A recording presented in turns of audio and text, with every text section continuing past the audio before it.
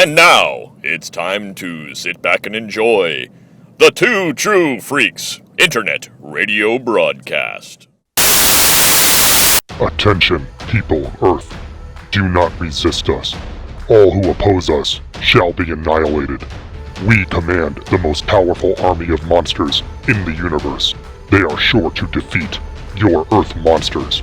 All those who are hearing this are now under the control of the Earth Destruction Directive.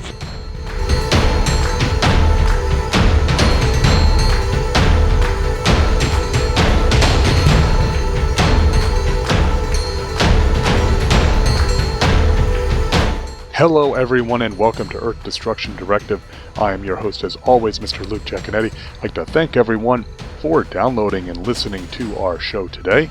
Hope everyone enjoyed our previous episode where we took a look at the Showa sci-fi epic Atragon. Very unusual film given its origins and the adaptation that it received.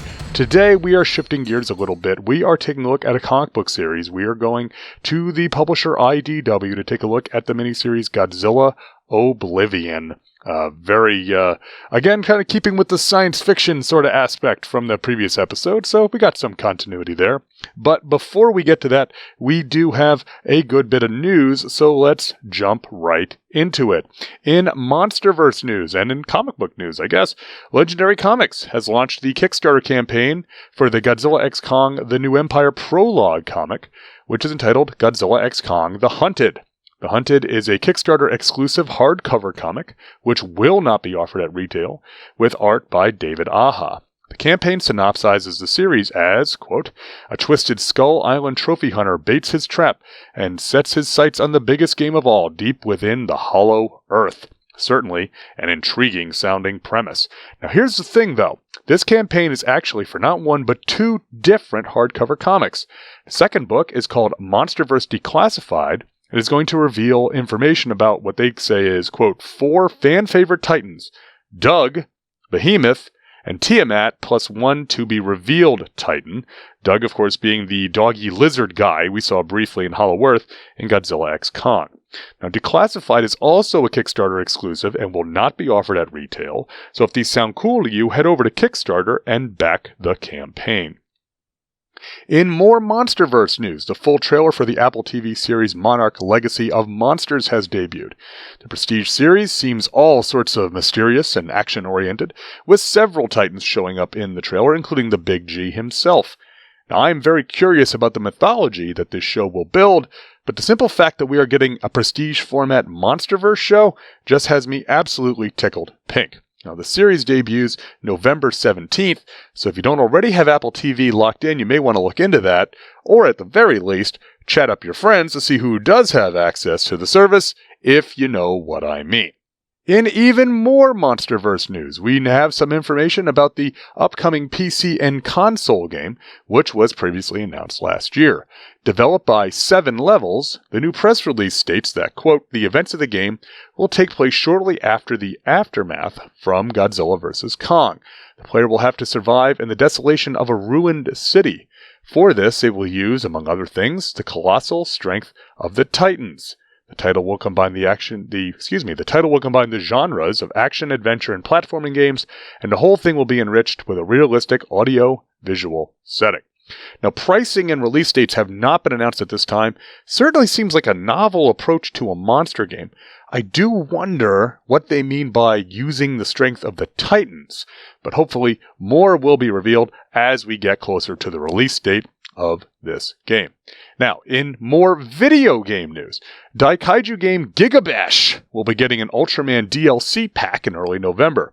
Gigabash is described as a kaiju combat game, and I must admit, this one went right under my nose, because I had heard the name Gigabash, but did not know that it was an original Giant Monster property, which makes me feel all the more ridiculous, as they had already done a DLC crossover with Godzilla, meaning that Goji, Gigan, Mechagodzilla, and Destoroyah are also available in the game. I will definitely be checking out Gigabash on my Switch, as well as the upcoming DLC, which as of this writing only seems to include the original Ultraman, but I imagine we will learn more as we get closer to the November 8th launch date. And finally, in home media news, the Great Yokai Wars Guardians is finally available to pre-order from SRS Cinema. The follow-up to The Great Yokai War can be pre-ordered on either Blu-ray or VHS, not uncommon for SRS Cinema, and as of this recording still does come with a poster, again as a lot of these SRS releases are known to do. Now I have not watched any of the yokai movies yet, the Showa ones or the modern one, but I'm eager to watch them in order to cover them here on the show, and will be very pleased to add this one to my collection, as well as to continue to support SRS Cinema's continued efforts to release oddball or otherwise obscure tokusatsu and daikaiju material. I think they've done a really good job with just getting these odd movies out there for consumption. The Great Yokai War Guardians is set for release sometime in January of 2024. So that's all the news I've got. If you've got any news that you think we would like to hear about here on Earth Destruction Directive, why don't you send it to me, earthdestructiondirective@yahoo.com, and I'll be sure to give you credit here on the show. All right, I'm going to take a quick break, and when we come back, we're going to be taking a look at Godzilla Oblivion right here on Earth Destruction Directive. Hello, ladies and gentlemen, this is Jason Giaconetti. You may recognize my voice from the Vault of Starling Monster Horror Tales of Terror, and if you don't, you should be listening. But today I need to ask you a few questions. Do you like big bugs and you cannot lie? Other robots just can't deny that when the Queen of Space walks in and puts a blast in your face that your gears get sprung? Are you deep in the bee we're sharing? Are you hooked and you can't stop staring? If you answered yes to any of these questions, then have I got a podcast for you. Bots, Bugs, and Babes, the B-Movie Podcast. From classics to cults and all the yummy, yummy cheese in between. Look for my new show, Bots, Bugs, and Babes, on the Two True Freaks Network and on iTunes. That's Bots, Bugs, and Babes, the B-Movie Podcast. Double J on the Triple B is your hookup. Holler if you hear me. All right, we are back here on Earth Destruction Directive. Godzilla Oblivion is a 5-issue comic book miniseries from IDW Publishing, which ran originally from March 30th, 2016 through July 27th, 2016. The series was later collected along with Godzilla Gangsters and Goliaths, which we covered back on episode 10, and Godzilla Cataclysm, which we covered on episode 51, in the Godzilla World of Monsters trade paperback. Our writer is Joshua Filikov, an Eisner Award-nominated comic scribe, who's probably best known for his work on the series Echoes from Top Cow over at Image, but also has credits for DC on the revamp of I, Vampire, and over at Marvel doing Ultimate FF, plus some work on Doctor Who here at IDW. Now, to Earth Destruction Directive listeners, he is also known as one of the writers of Pacific Rim Tales from the Drift, which we covered back in episode 62. The art is by Brian Chirilla, who's probably best known for his work on Hellboy over at Dark Horse, but who has also done work for DC on Sandman, The Books of Magic, and in a bit of a left turn, Plants vs. Zombies, also for Dark Horse. Our colors are by Jay Fotos, whom I know from his work on the series 68, but he's also done coloring work for Godzilla Rage Across Time, which is a series we will cover here in the future, Winona Earp, and other series, as colorists often do work across many publishers and genres. Now, that is just a nature of being a colorist. Now, our synopsis today is adapted from Wikizilla and goes a little something like this. In the laboratory of Dr. Eli Talbert, his assistant Ridley informs him that the interdimensional portal they had been working on is finally completed. Just then, Talbert's employer, Ms. Yamada, enters the laboratory and tells Talbert to turn on the portal. Talbert warns Yamada that the portal is a completely untested technology that requires further testing, but she tells him that his only job was to build the portal, and that job is now completed. Talbert activates the portal, and Ms. Yamada and her bodyguards go through, with Talbert close behind. On the other side of the portal, they find themselves in the ruins of a city. As they wander through the ruins, the team is attacked by a very small Rodan, who kills the bodyguard with its uranium heat beam. The group suddenly hears a voice ordering them to return to a shelter, as Kiru arrives and attacks the Rodan. As Kiru blasts the Rodan with a laser beam, several more Rodans descend and swarm the machine. The humans start to run away, but one Rodan catches up with them. Before the Rodan can carry off one of the bodyguards, it is blasted by a group of soldiers wielding laser rifles. The soldiers load Talbert, Yamada, and the bodyguards onto a truck and chastise them for wandering into the area most populated by giant monsters. asking for more information as they are visitors to the city. The soldier explains that the giant monsters began appearing about 10 years ago and terrorized the Earth, only for a much more powerful monster to appear and end their reign of terror, Godzilla. The soldier says that Godzilla keeps the other monsters in check and prevents them from growing to full size, that he and his men thus do whatever it takes to keep Godzilla happy. Talbot tells them to turn the truck around, and one of Ms. Yamada's men holds the soldiers at gunpoint. The truck drops them off and near the portal, but they are pursued by a huge three-headed dragon, which is called King Ghidorah by the soldiers. Talbot, Yamada, and her bodyguards go through the portal, but before it can close, King Ghidorah travels through it as well. 2 weeks after King Ghidorah emerges from the lab in Cambridge, Massachusetts, the eastern U.S. has been completely devastated, and all efforts by the U.S. military, NATO, and the UN have failed. Talbot is in prison for his role in the events. A guard enters Talbot's cell and escorts him to an office, where Yamada is talking to an army general. The general informs the two of them that the government has deployed a desperate plan to stop King Ghidorah. The interdimensional portal has been rebuilt on a much larger scale, and Talbot and Yamada are to be sent back into the alternate dimension to find something to stop King Ghidorah.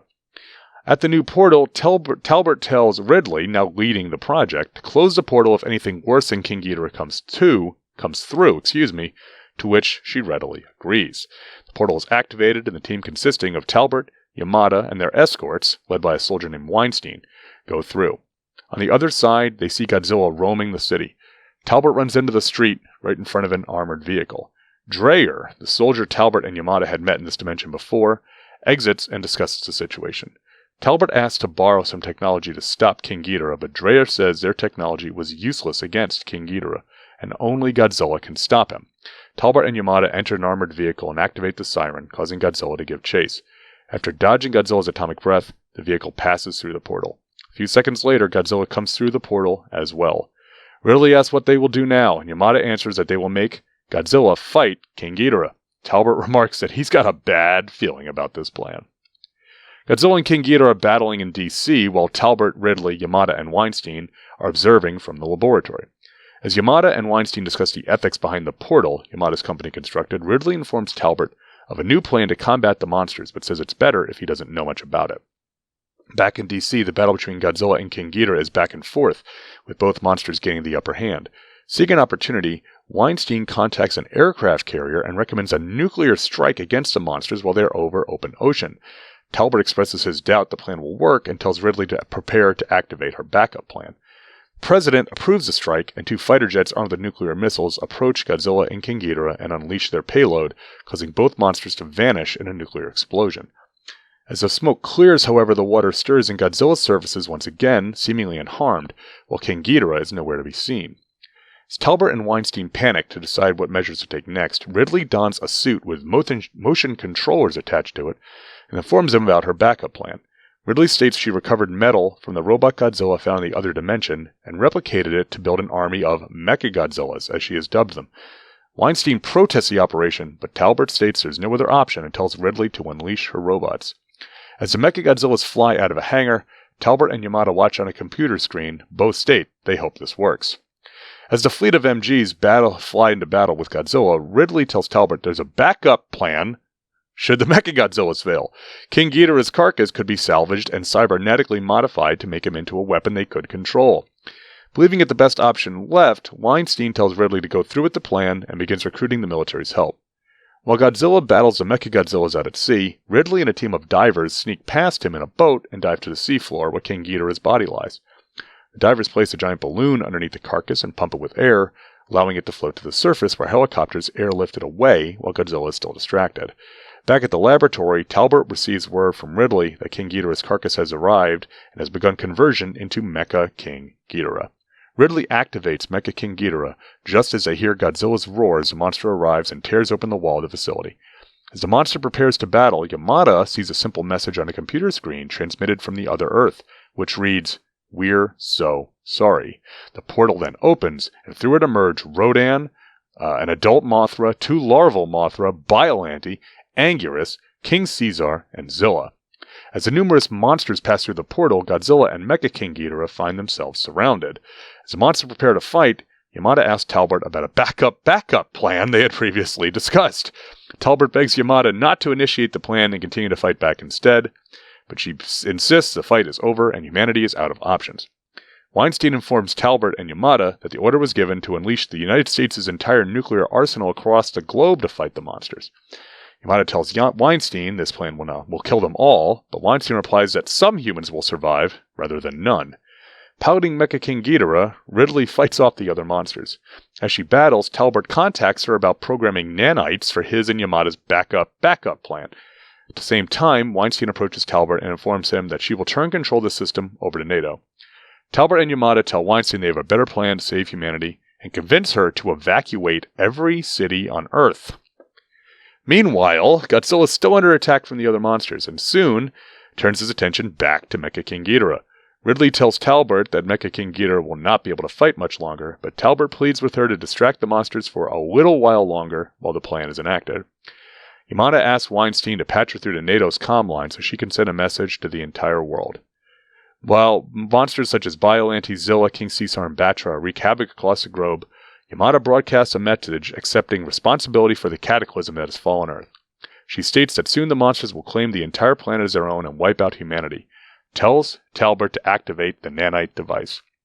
As the nanites spread across the skies of Earth, Yamada continues her broadcast and tells all surviving humans that the nanites will be opening portals to the other dimension, that their only hope of survival is to leave this Earth behind and enter the other.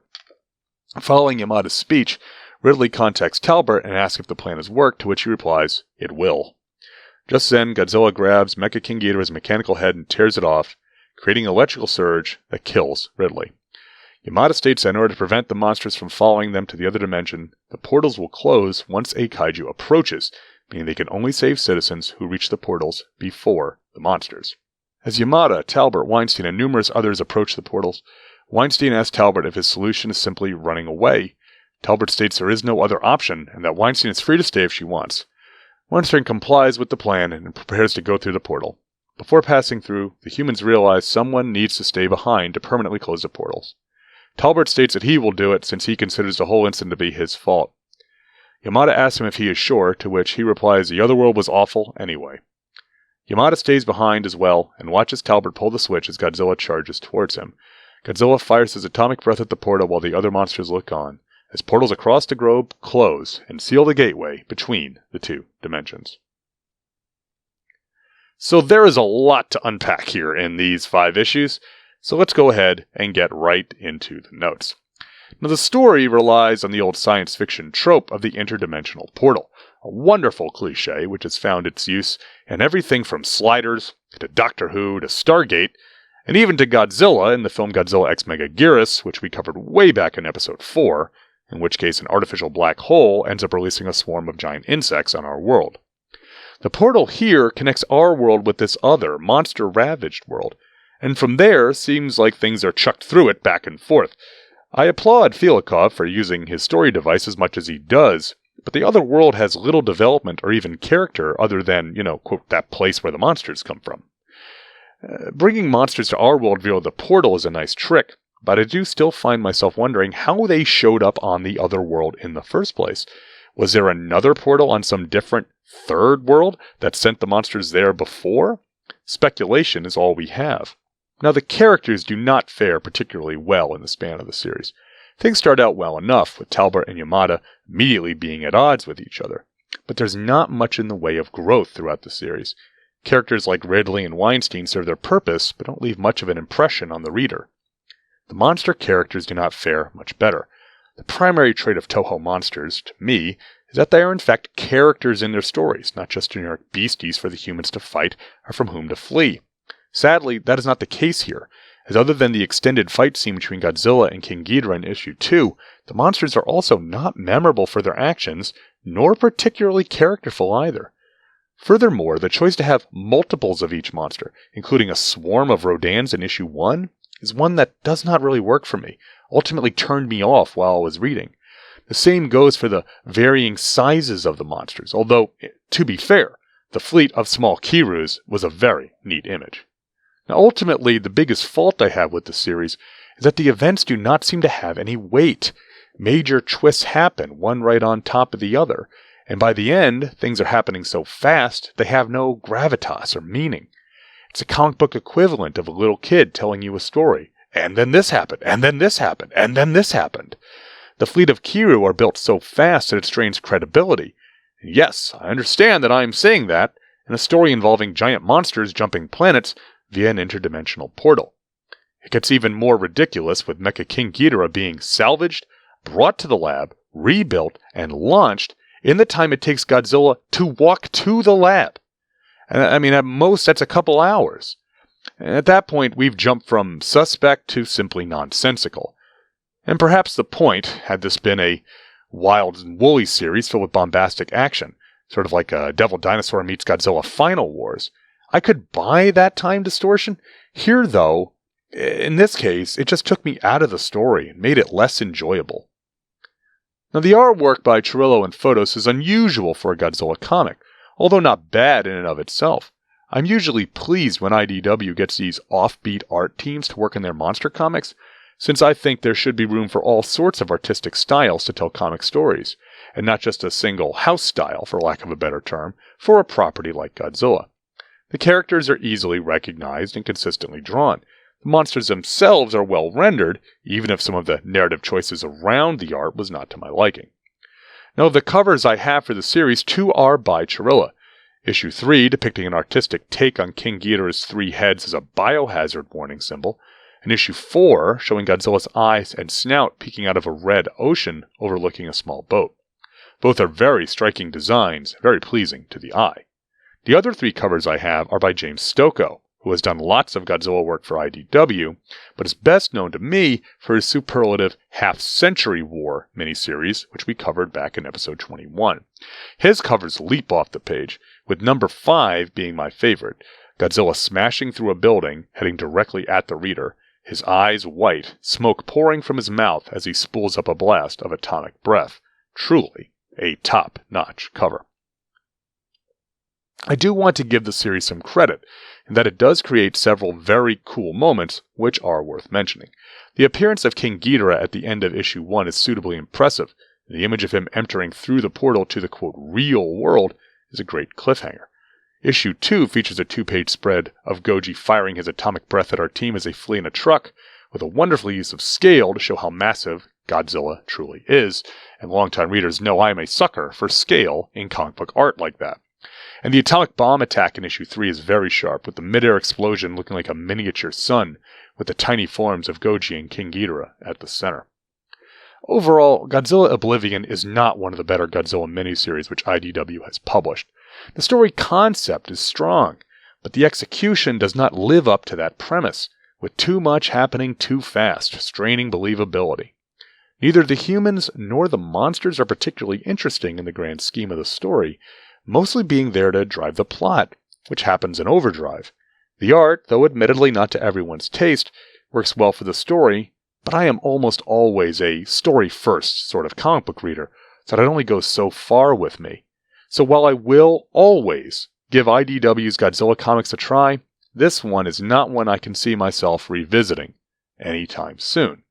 But I always say, check things out for yourself and form your own opinions.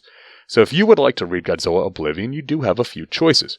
You can pick up the aforementioned Godzilla World of Monsters trade paperback, again, along with Godzilla, Gangsters, and Goliath and Cataclysm in that same package. You can also get a digital trade of just Oblivion directly from IDW's website, and that trade itself is available digitally on the free library app Hoopla, so it is out there for your consumption.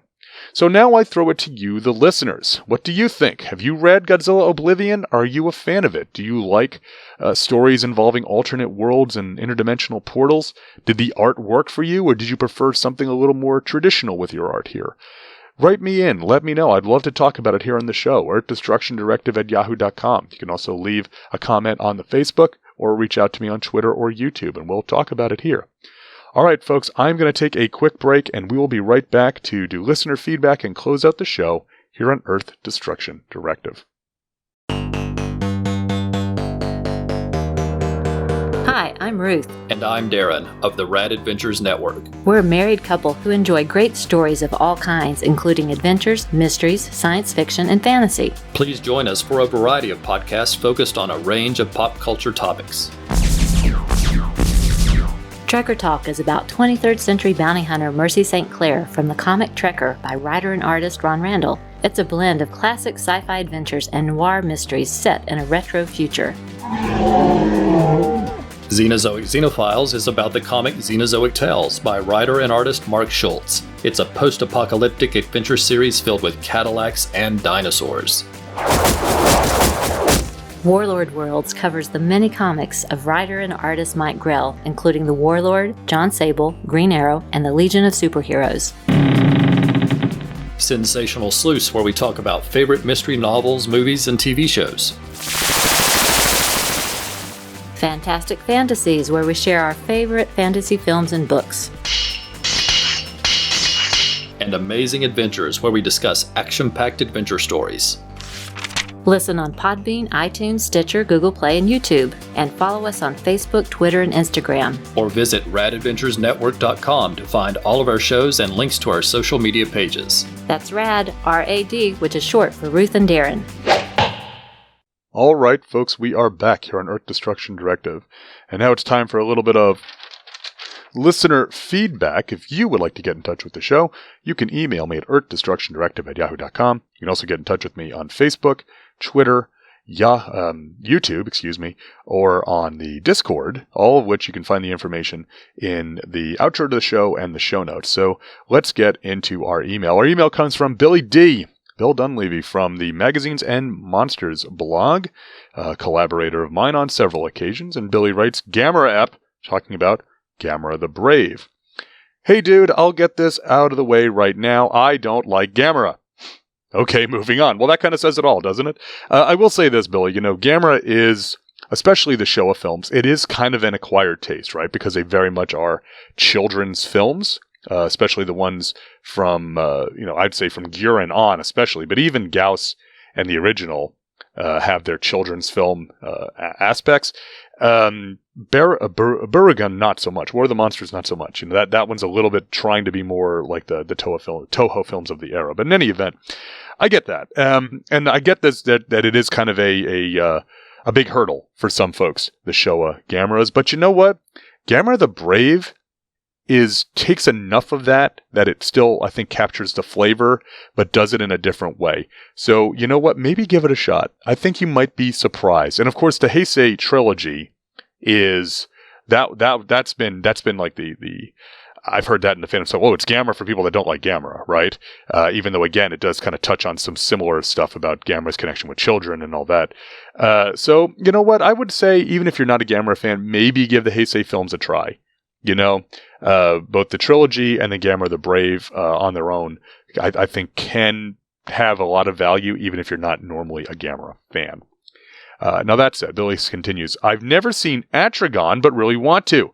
I'll try to get a watch in before your episode drops. Enjoying the show as always, Billy D. Billy, third stuff, thank you very much for writing. Always glad to hear from you. And I'd love to hear what you think about Atragon. That's a movie I think would be definitely up your alley. Knowing what I know of your interests, also the era, right? And the science fiction aspects, I think you'd enjoy it. And it certainly has a weird aspect to it, right? There's the Mu Empire and and monster gods and, World War II guys still fighting, 20 years after the fact. So I'd love to hear what you thought about Atragon. So why don't you write in and let me know from that? And we'll talk about that here. Okay, so I do got to say this, folks, is that is actually the last email I have in the email sack. So if you want to get on touch with me, you want to hear your name on a podcast, this is a great opportunity. Earth-Destruction-Directive@yahoo.com, and we'll talk about whatever you want to talk about here on the show, as long as it's related to giant monsters. It doesn't have to be about a recent episode or an upcoming episode. If there's something that you want to freestyle about, write me in, and we'll talk about it here. So social media likes, shares, reposts is what we're supposed to call them now on Twitter/X, for the last episode, which was the Atragon episode, came from the Two True Freaks podcast network. Derek WC from the Fanholes, along with the History of Comics on Film, Zilla, Toku Society, Crystal Lady Jessica, Jimmy from NASA, and Nathan Marchand. Together they are the Monster Island Film Vault, the Power Trip podcast, the Henshin Men podcast, Professor Allen of the Relatively Geeky podcast network, my brother Mr. Jason Giaconetti, my good friend Adam Tebow, Gene the Podcasting Machine Hendricks, Robert Ludwig, the most sane man among us, Tim Elliott, Ian and Cynthia Welch, Brian Sever, the aforementioned Billy D of the Magazine of Monsters podcast, and John Kilgallen. Thank you very much, everyone, for your social media love. I say this every time, but a podcast is, in fact, a labor of love, and anything you can do to any podcast you want just to help get the word out for them is much appreciated. It really, I'm never going to get to a point where I'm going to take any bit of social media love like that for granted. All of it is appreciated. Thank you very much. I'd also like to take this opportunity to say that Earth Destruction Directive is for everyone. If you want to be part of this show, you are free to do so and interact with the show in any way that makes you feel comfortable. This is a show that we welcome all points of view when it comes to giant monsters. If you're a veteran of the genre, if you're just getting started, if maybe maybe you came in because, hey, you really like that Gigabash game and you want to learn more about these monsters and characters that are in that DLC, that is perfectly acceptable. And again, we're not here to gatekeep. We're not here to win the fandom. We're here to celebrate giant monsters because that's what makes me happy. So all are welcome. All right, so now we come to the point where another episode is just about done, so we must look forward. And what is coming next time? For next month, well, we are switching from the printed page to the small screen. And if we're talking the small screen, that probably means Ultraman. And you would be right. We're taking a look at the next 2 episodes of the original Ultraman as we are getting really close to finishing up this series. So it's episodes 36 and 37, which features the monsters Zaragas and Geronimon. And those that have watched the series know that episode with Geronimon might have a few other surprises in it as well. So we're right on the cusp here. 38 and 39 are the last 2 episodes of the series. So we'll have one more episode covering the original Ultraman after next month. But we got to get to next month first. So it's been a while since I've seen these 2 episodes. Very excited to revisit them. I remember both of them pretty well. I remember some of the details a bit more of the Geronimon episode than I do the Zaragas, but I do remember the general premise of the Zaragas episode. It's another very creative episode. So looking forward to watching those and talking about them here on the show. All right, folks, just a reminder, of course, you can always subscribe to the show at twotruefreaks.com. You can find me wherever your favorite podcatcher is. You can find Earth Destruction Directive on Facebook. Just search for me, Luke EDD. You can also find me on Twitter/X with the handle @LJacone. You can find us on YouTube. Just search for Earth Destruction Directive. And as part of the Two True Freaks Discord server, there is an Earth Destruction Directive channel that you can get to, so you can reach out to the rest of the community there. All right, folks, that's all I've got. Thank you very much for listening to the episode. Hope you enjoyed our discussion about Godzilla Oblivion, and hope you'll come back and join us again next time when we talk about the next 2 episodes of the original Ultraman. So until that time, keep 'em stompin'. This has been Earth Destruction Directive, a Daikaiju podcast, produced and created by me, Luke Giaconetti, as part of the Two True Freaks Internet Radio Network, available at twotruefreaks.com. This is a fan work celebrating the history and culture of Japanese giant monsters. All movies, TV shows, comic books, characters, and other intellectual property is copyright their respective copyright holders, and no infringement is intended or implied. If you would like to send an email to the show, you can email me at earthdestructiondirective@yahoo.com. I try to respond to all emails, and if you send in some comments, I will read them on the show. All episodes of Earth Destruction Directive can be found at twotruefreaks.com. You can also find the show on your favorite podcatcher. Just search for Earth Destruction Directive. You can even leave a review on your podcatcher of choice if you'd like. You can find me on Facebook. Just search for first name Luke, last name EDD. You can also get in touch with me on Twitter. Just search for the handle @LJacone. That's LJACONE. The theme song for this podcast is Future Gladiator by Kevin MacLeod, downloaded from Incompetech.com, licensed under Creative Commons by Attribution 4.0 license. Thanks for listening, and be sure to come back next time for more city-stomping fun here on Earth Destruction Directive.